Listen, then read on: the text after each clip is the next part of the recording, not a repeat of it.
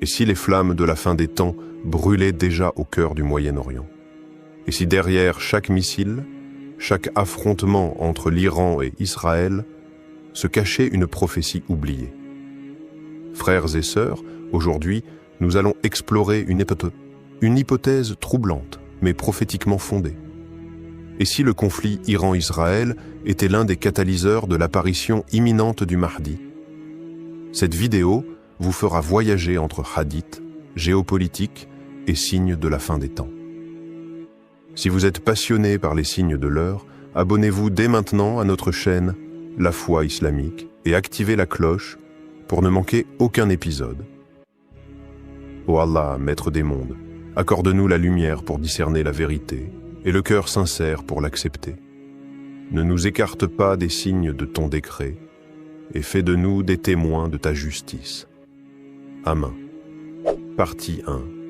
Le Mahdi, un sauveur attendu dans les temps de chaos, dans le vacarme du monde moderne où chaque titre de journal résonne comme un avertissement céleste, une ancienne prophétie refait surface. Le prophète Muhammad nous a avertis dans un hadith puissant rapporté par Abu Daoud. Le Mahdi apparaîtra à un moment où il y aura beaucoup de tremblements, des troubles et des divisions entre les peuples. Des paroles d'une précision bouleversante, tant elles semblent de décrire notre époque avec une exactitude presque effrayante. Les cartes du Moyen-Orient, autrefois figées, semblent aujourd'hui s'embraser sous les pas d'un destin inévitable. Et parmi tous ces foyers de tension, un conflit s'impose comme le théâtre central de cette époque incertaine, celui entre l'Iran et Israël. Ce n'est pas un simple affrontement militaire ou politique, non. C'est un choc de vision du monde, de récits sacrés, de fin dernière. C'est le fracas de deux espérances eschatologiques opposées.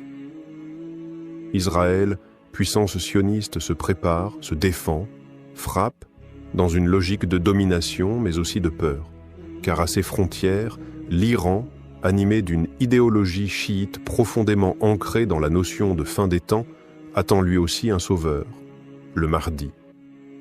Ce n'est pas un détail. Pour les dirigeants iraniens, le Mahdi n'est pas un mythe, c'est un acteur futur et réel de leur vision du monde. Et chaque missile, chaque tension avec Israël pourrait être, à leurs yeux, un pas de plus vers son retour. Et si, au fond, ce tumulte était un décor préparé depuis longtemps?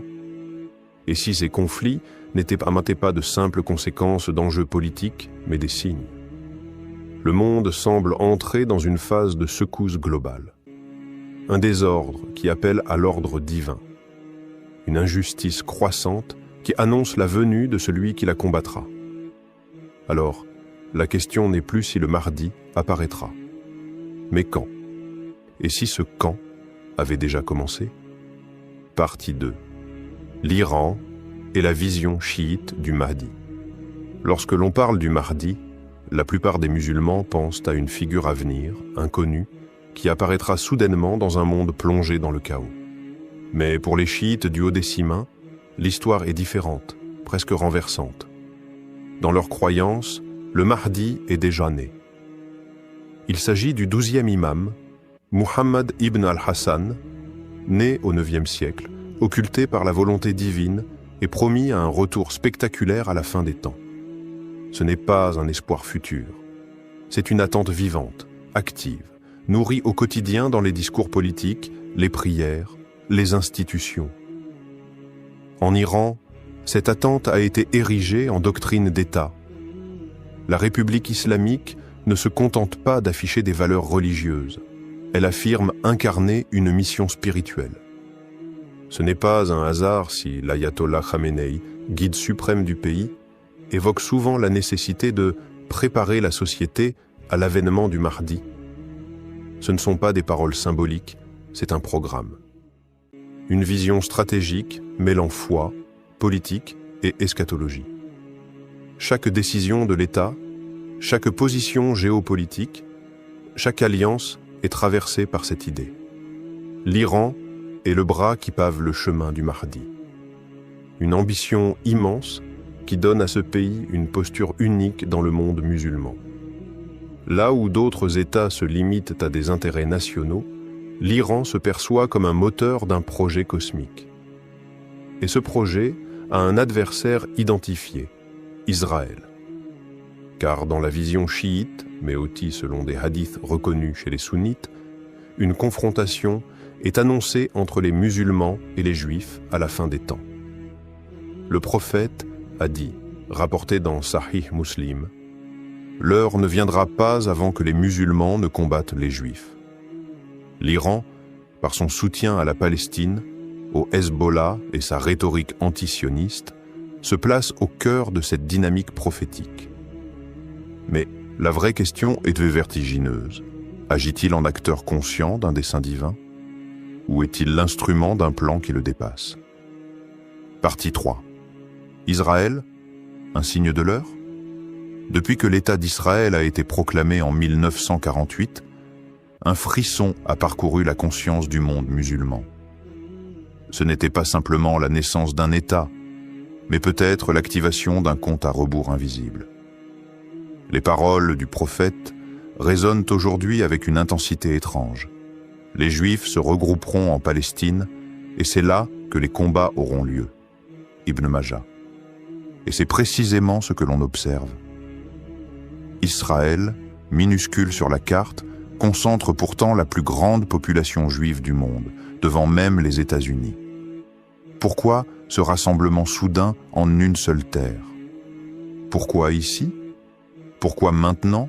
Le décor annoncé par les hadiths semble se mettre en place, pierre par pierre, décret par décret, guerre après guerre. Et au cœur de tout cela, Jérusalem, Al-Quds. Ville sainte pour les trois grandes religions monothéistes, mais surtout épicentre prophétique de la fin des temps. C'est ici, selon les traditions, que le Mahdi apparaîtra.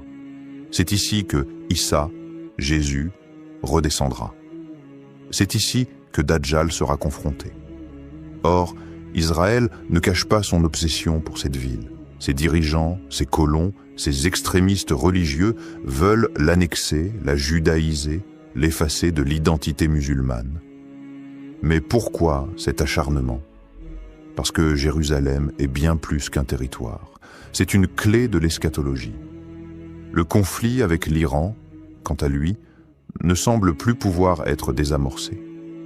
Les deux puissances avancent inexorablement l'une vers l'autre comme deux forces destinées à entrer en collision.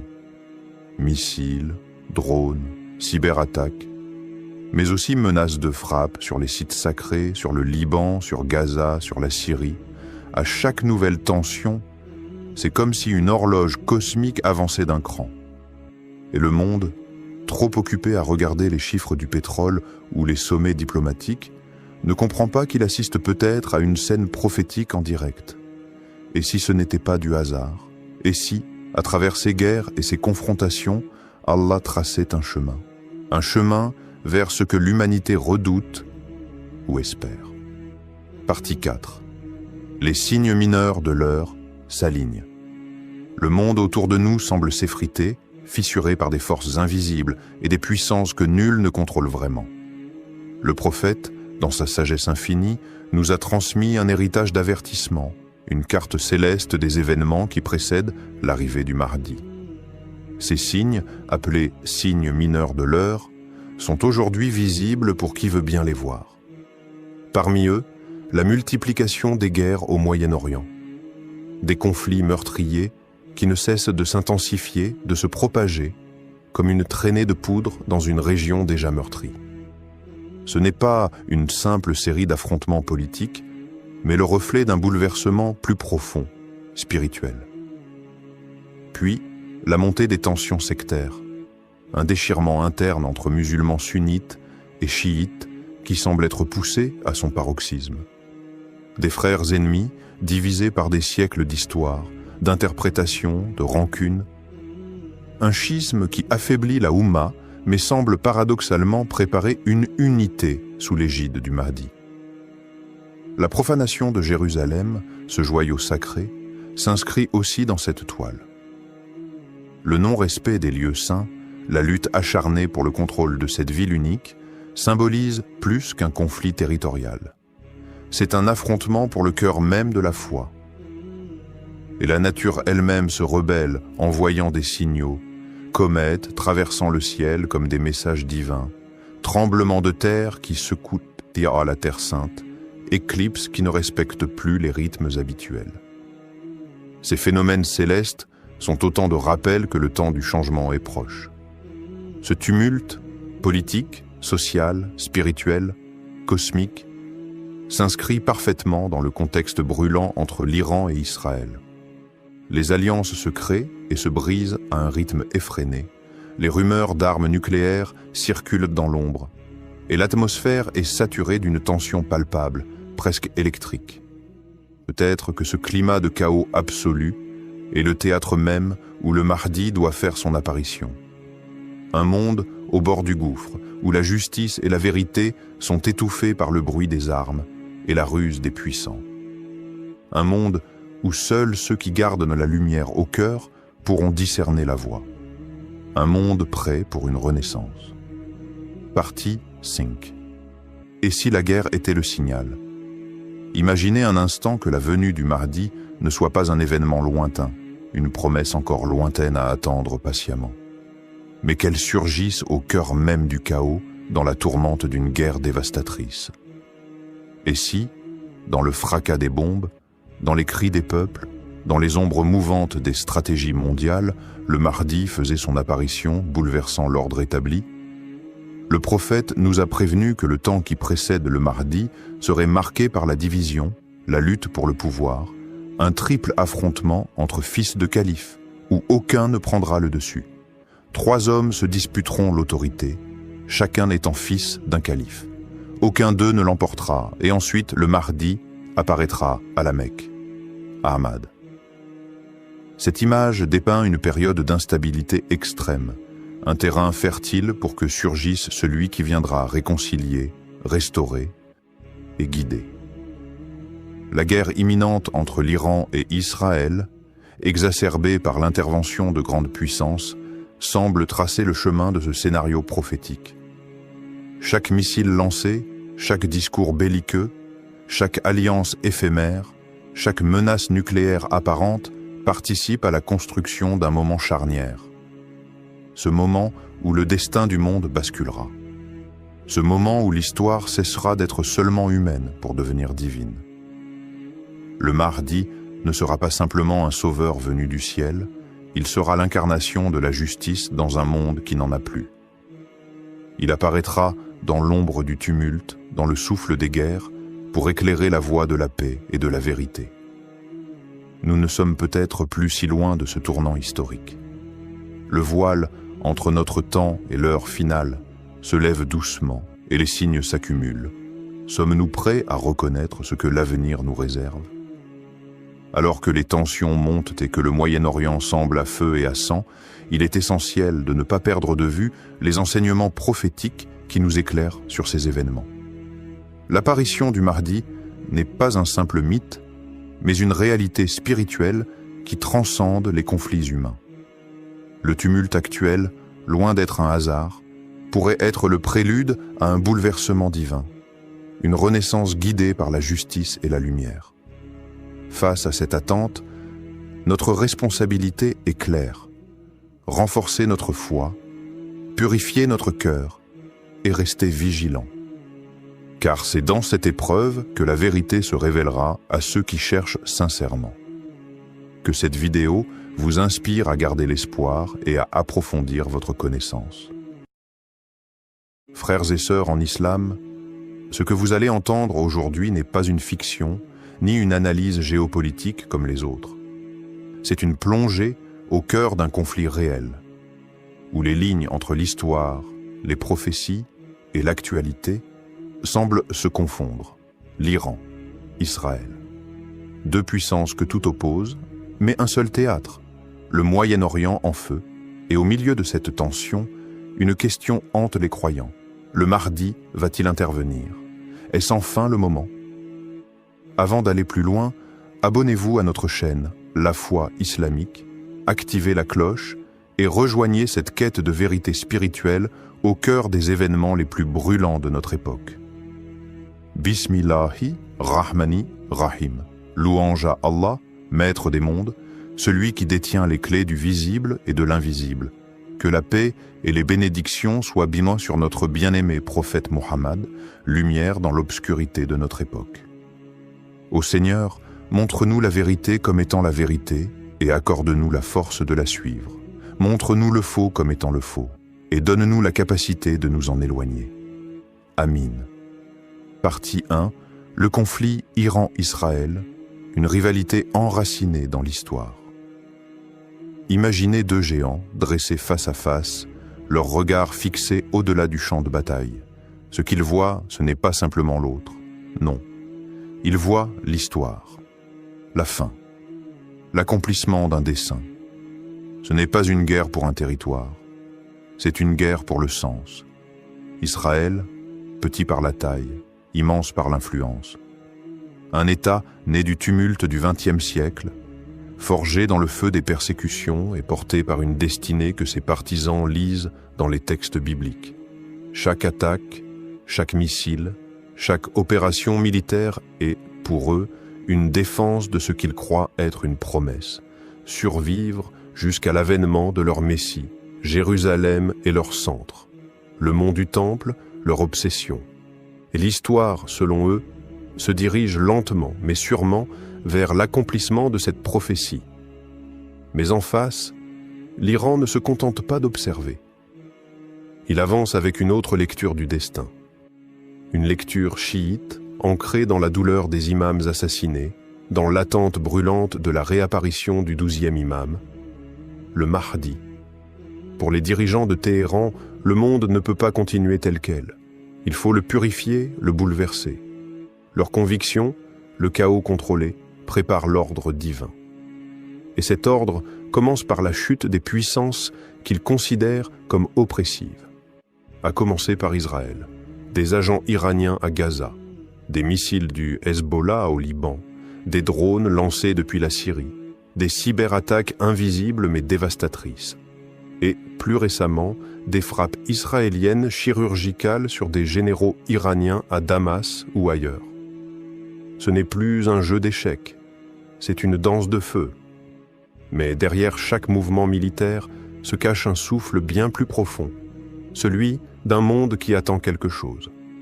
Une fin, une justice, une intervention divine. Et ce souffle, les deux nations le sentent. L'Iran n'avance pas seulement ses pions, il récite ses invocations, il prépare, du moins dans son discours officiel, le retour du Mahdi. Israël, de son côté, attend le Messie, qu'il imagine triomphant sur le mont Sion. Dans ce duel, les armes parlent, mais ce sont les prophéties qui dirigent les gestes. Et si, sans que le monde s'en rende compte, nous étions déjà dans les premières pages d'un chapitre apocalyptique? Partie 2. Les signes prophétiques d'un grand bouleversement. Ferme les yeux un instant. Imagine les mots du prophète résonner à travers le temps, portés par le vent du désert, traversant les siècles jusqu'à aujourd'hui. Des paroles simples, mais lourdes de sens. Des paroles qui prenaient, autrefois, la forme d'un avertissement lointain, presque irréel, et qui, maintenant, frappent comme une évidence. Avant la venue du Mahdi, il y aura beaucoup de troubles, de conflits et de divisions. Hadith, rapporté par Abu Daoud. Ces troubles, nous ne les lisons plus dans les livres. Nous les voyons, nous les vivons. Le sang coule à nouveau dans les terres d'Orient. Des musulmans s'entretuent pour des drapeaux, des idéologies ou des trônes éphémères. Des mosquées sont bombardées. Des enfants crient dans le vacarme des drones. Le cœur de la Oumma saigne, et personne ne semble pouvoir arrêter l'hémorragie. Le chaos n'est plus théorique, il est installé. Et dans ce tumulte, une question revient comme une prière silencieuse. Où est le Mahdi? L'Iran, sans retenue, annonce que la fin approche.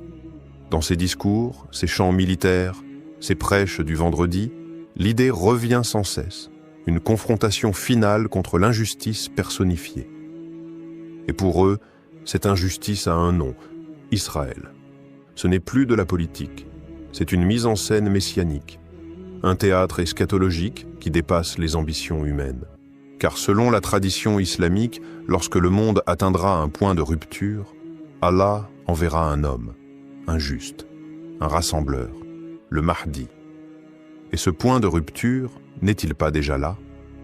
Des savants pieux, discrets, mais profondément connectés à la tradition, osent désormais évoquer à voix basse: le Mahdi est peut-être parmi nous, déjà né.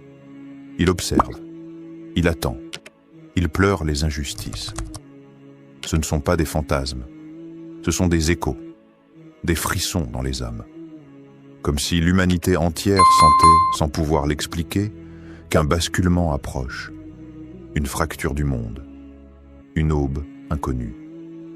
Et si les cieux étaient déjà en train de se préparer à l'irruption du juste? Partie 3. La vision chiite et la stratégie de l'Iran. Imagine un État moderne qui ne se contente pas de calculer ses intérêts en pétrole, en frontières ou en traités, mais qui articule sa diplomatie autour d'une prophétie. C'est le cas de l'Iran. Ce que beaucoup de médias occultent ou caricaturent, c'est que la République islamique d'Iran ne fonctionne pas uniquement sur des bases géopolitiques. Elle fonctionne aussi sur une doctrine messianique profondément enracinée dans la vision chiite du monde. Au cœur de cette doctrine, l'imam al-Mahdi. Selon la théologie chiite du Haut-Décimène, le Mahdi, le 12e imam, est en occultation majeure depuis plus de 1000 ans. Il est vivant mais caché, invisible mais agissant dans l'ombre. Et son retour ne sera pas une apparition douce, non, ce sera une intervention bouleversante, brutale, juste, divine. Mais avant ce retour, disent les savants chiites, le monde doit être purifié. Les systèmes d'oppression doivent être détruits. Les tyrans doivent tomber. Et la guerre, le chaos, la confrontation ultime sont vus non comme des malheurs, mais comme des déclencheurs. Ainsi, quand l'ayatollah Khamenei ou les gardiens de la révolution parlent de confrontation finale avec Israël, ils ne parlent pas seulement d'un conflit militaire. Ils parlent d'un acte sacré, d'une étape vers l'avènement du juste. Ce n'est donc pas un hasard si l'Iran soutient le Hezbollah, finance les milices chiites en Irak, intervient en Syrie, défend la cause palestinienne. C'est une stratégie messianique globale. Un réseau de résistance qui ne vise pas seulement Tel Aviv ou Haïfa, mais l'effondrement d'un ordre mondial perçu comme corrompu, injuste et anti-divin. Et dans cette vision, Israël incarne l'adversaire eschatologique, un ennemi que l'on ne combat pas uniquement pour des terres ou des droits, mais parce que sa chute ouvrirait la voie à l'apparition du Mahdi. Alors posons la question frontalement. Si la guerre éclate entre l'Iran et Israël, les chiites ne l'attendraient-ils pas comme une étape nécessaire à la venue de leur sauveur? Et si ce chaos n'était pas une catastrophe, mais une préparation sacrée orchestrée depuis des décennies? Partie 4. Intervention du Mahdi, hadiths et mystères. Tout commence dans l'obscurité. Une nuit où la justice semble morte, où les puissants piétinent les faibles, où les peuples sont noyés dans les mensonges des dirigeants, et soudain, un homme surgit. Pas un roi, pas un général, pas un politicien, un réformé. Comme l'a dit le prophète Mohammed, Allah le réformera en une nuit. Hadith authentique rapporté par Ibn Majah. Cette parole, seule, résonne comme un éclair dans les ténèbres. Une nuit suffit à transformer un homme inconnu en guide du monde. Mais ce n'est pas une apparition douce et poétique. C'est une réponse à un chaos mondial. Les hadiths le décrivent. Des guerres éclateront entre puissances. Le Moyen-Orient deviendra le foyer de troubles ininterrompus. Syrie, Irak, Palestine, des noms familiers, mais aujourd'hui associés à la douleur, et puis une armée, un drapeau, noir. Le prophète a annoncé « Un conflit éclatera entre 3 fils de califes. Puis apparaîtra l'étendard noir venant du Khorasan. Al-Hakim. Le Khorasan, ce n'est pas un mythe. C'est une région tangible, historique. une terre aujourd'hui en grande partie incluse dans l'Iran. Et c'est de là, selon les textes, que partirait l'armée du Mahdi. Imagine un cortège de croyants, des visages marqués par l'épreuve, mais des cœurs remplis d'espoir. Leurs drapeaux ne sont pas des étendards nationaux, mais des symboles d'un retour spirituel. Ils ne marchent pas pour conquérir des terres, mais pour restaurer la justice d'Allah sur terre. Et leur direction, Al-Quds, Jérusalem, le point culminant, la ville que convoitent les empires, mais que seul le Mahdi, selon les hadiths, libérera dans la justice. L'armée avance pendant que le monde s'effondre autour d'eux. Et dans ce vacarme des bombes et des trahisons, une voix s'élève. Depuis la Kaaba, un appel que nul ne pourra ignorer. Un homme de la lignée prophétique, acclamé, reconnu, guidé par Allah. Et si la prophétie prenait forme, discrètement, entre les lignes des journaux? Partie 5. Sommes-nous les témoins? Et que devons-nous faire? Et si ce que nous vivons aujourd'hui n'était pas simplement une page de l'histoire, mais le dernier chapitre?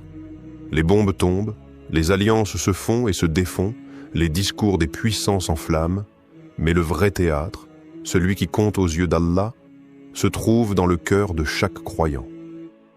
La véritable question n'est pas politique, elle est spirituelle. Sommes-nous prêts? Pas prêts à prédire la date, ni à deviner les détails, mais prêts à répondre à l'appel. Car le Mahdi ne vient pas pour des foules curieuses ou des croyants fatigués. Il vient pour ceux qui auront résisté aux mensonges, à l'injustice, à la tentation de baisser les bras.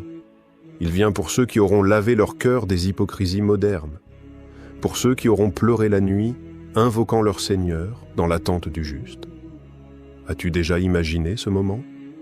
Le ciel chargé, les nations en flammes, et dans cette confusion, une lumière. Pas une lumière physique, une lumière dans les cœurs, dans les regards, dans les pas de ceux qui avancent sans peur, car ils savent que le Mahdi est là, ou qu'il est proche, ou qu'il les observe. Ce n'est pas de la science-fiction, ce n'est pas un film, c'est la réalité, celle que le prophète nous a décrite avec précision. Et dans cette réalité, tu as un rôle. Préparer ton âme, rectifier ta prière, purifier ton intention, refuser le compromis avec le faux, tenir debout même quand le monde entier tombe à genoux. Car si le Mahdi paraît, il ne prendra pas les plus forts, les plus riches ou les plus célèbres. Il prendra les sincères, il prendra les constantes. Il prendra ceux qui, même seuls, sont restés du côté de la vérité. Et alors, oui, la guerre Iran-Israël peut bien être l'étincelle, mais le véritable feu, c'est celui que tu entretiens dans ton cœur. Un feu de foi, de patience et d'attente vigilante. Qu'Allah fasse de nous ceux qui seront à ses côtés, et non de ceux qu'il viendra combattre. Le monde vacille, les lignes bougent, les cœurs sincères le sentent, quelque chose approche. Israël et l'Iran ne sont peut-être pas simplement deux nations en guerre. Ils sont peut-être les pions visibles d'un combat invisible, un combat entre vérité et illusion, entre oppression et justice. Mais au-delà des missiles et des discours, une autre bataille se joue, celle de ton âme. Le Mahdi ne viendra pas pour réécrire l'histoire, il viendra pour la conclure. Et cette conclusion, elle dépend aussi de toi, de tes choix, de ta foi, de ton courage dans l'obscurité. Ne te contente pas de regarder les événements passés, sois acteur de ton époque. Prépare-toi comme si tu allais répondre à son appel demain. Agis comme si Allah t'observait, car il t'observe.